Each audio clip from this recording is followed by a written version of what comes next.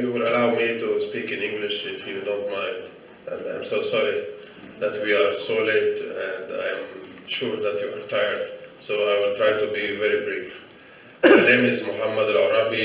I'm coming from Egypt, from the Middle East, where we are sailing in a turbulent sea. But we are sailing. And I want to start by trying to draw a clear, I would say, distinction between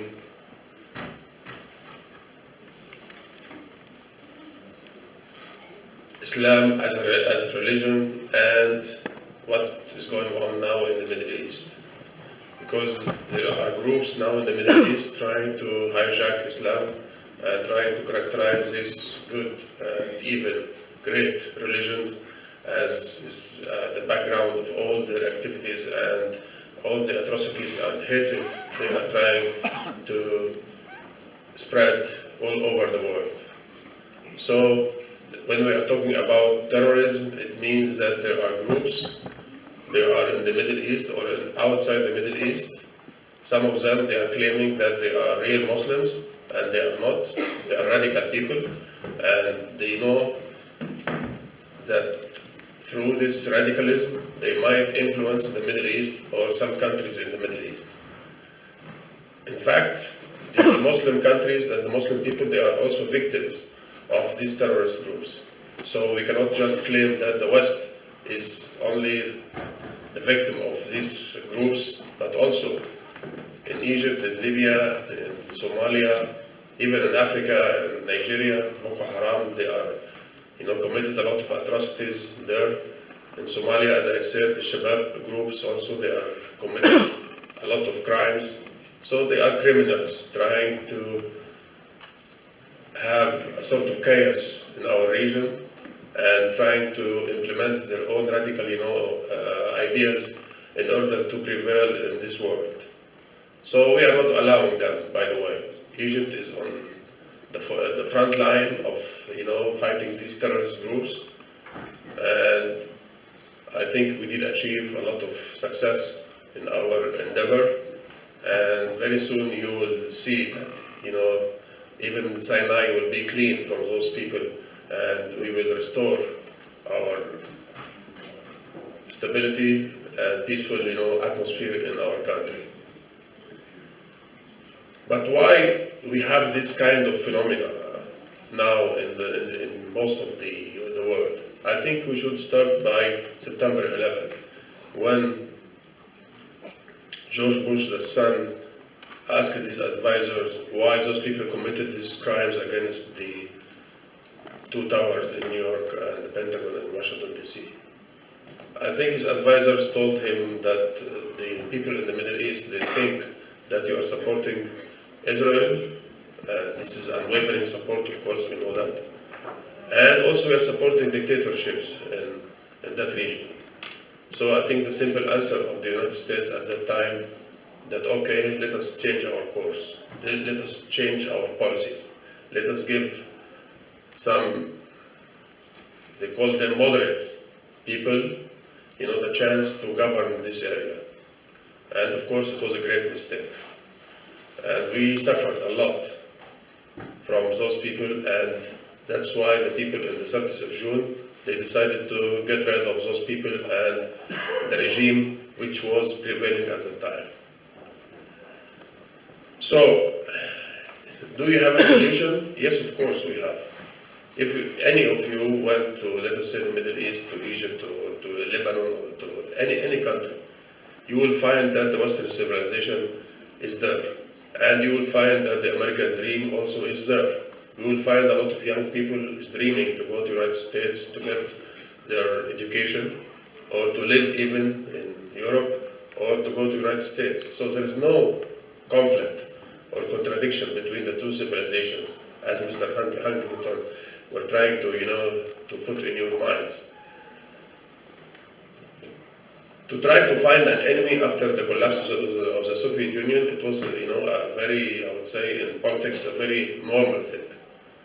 But I think his definition was wrong at that time, because he jumped from the collapse of the Soviet Union, that Islam would be the next, enemy for the United States and the Western civilization. And I think this is completely, it was a wrong notion, and we paid a lot of, according to this wrong notion. So, what we need now is, everybody was talking about now, a new world order. And I think we have a chance. Despite the fact that there is more right wings, governments will start to emerge in Europe. Also, Mr. Trump, maybe he will represent, this kind of right wings, but still we have a chance because all of us, we suffer from terrorism.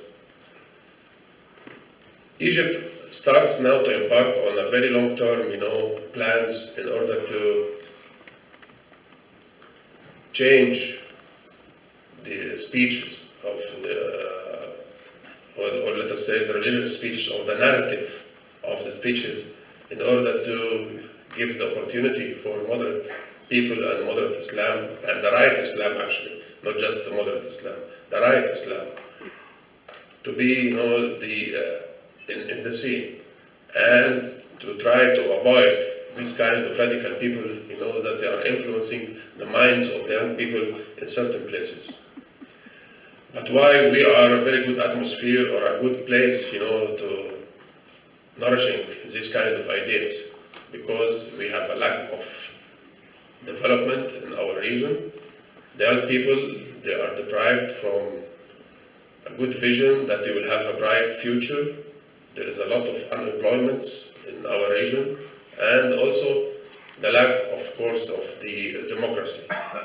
But as many of the speakers mentioned today, do we have democracy now in Libya, or in Syria, or in Iraq, or in any other places? I doubt.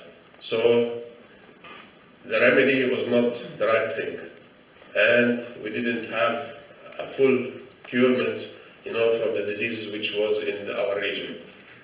So how we can even fight this kind of illegal migration from Africa to Europe, which is now posing a very important, issue in the political scene in Europe, in Germany, in France, in Italy, in different places. Well, I think that we should try to tackle the root causes of this, phenomenon.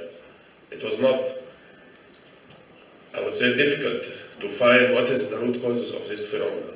I think we need a real development in Africa, a real development in North Africa, and I think this would be the right, policy to fight terrorism, and also to give the people, hope that they will have a better future and they will stay at home and they will never, think to go abroad.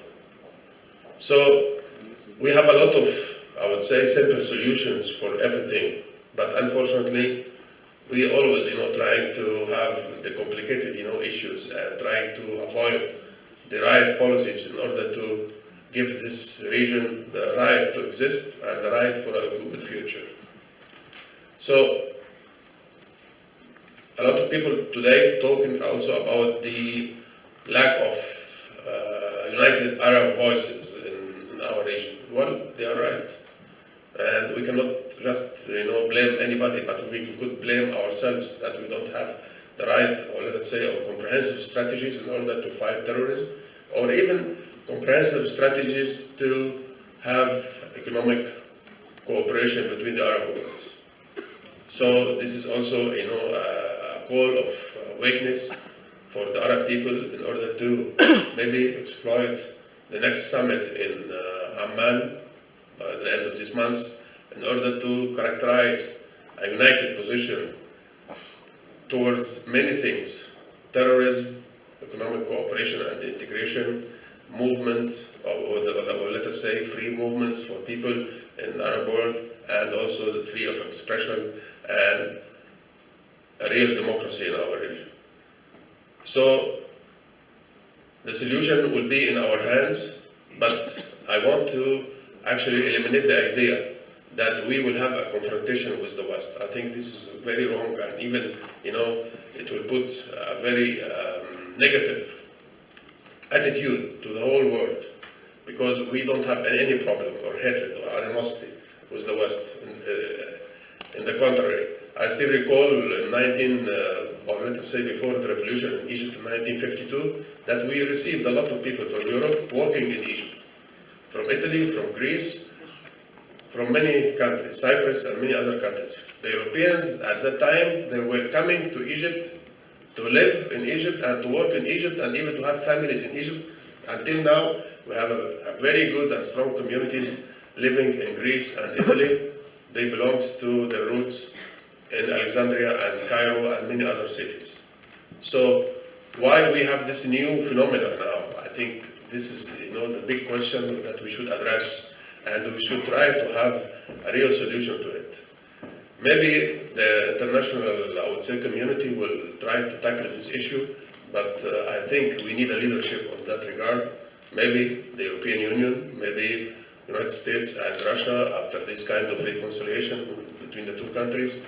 Well, we hope that we will have a positive impact on our problems in the region due to this kind of rapport between President Putin and President Trump. I hope this would have a sort of good reflection on the issues in Syria, the issue in Libya, and many other places in the region. Egypt is playing a pivotal role now. I am not here to do any kind of propaganda of my country, but everybody aware that we are doing our utmost in order to have a real peace in this region. We had our contribution to the Middle East peace process between the Palestinians and the Israelis. Also, Egypt now is on the forefront of the Libyan issue. We have very good efforts on the ground now to try to guarantee that most of the tribes there to have a real dialogue and positive dialogue in order to regain what we called in the past Libya. And also for the Syrian issue, we're still very active on that regard. Of course, we have a great cooperation with Iraq, and our cooperation concerning Libya also, I cannot deny that we have a very good level of cooperation between Algeria and Egypt and Tunisia in that important issue.